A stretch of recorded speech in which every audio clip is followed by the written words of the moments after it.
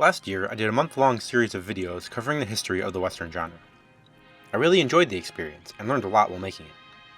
With that said, there were a lot of films, actors, and filmmakers that I wish I could have covered but just didn't have time for. My coverage of the series Western in particular was all too brief. Mix would become the model for the charismatic, fun-loving heroes of the series Westerns. So-called because their stars were contracted by the studio to make a series of films, these pictures were short and inexpensive, and the studios cranked out literally dozens of them every year.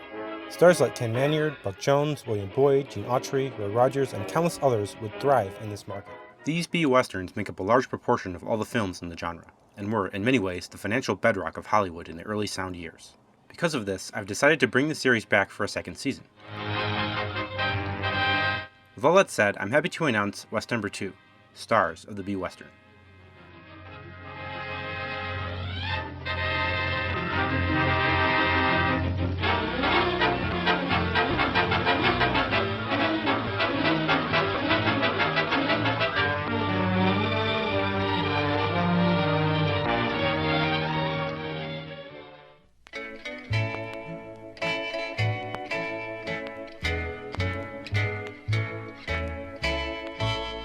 As I walked out in the streets of Laredo, as I walked out in Laredo one day, I spied a young cowboy wrapped up in white linen, wrapped up in white linen and cold as the clay.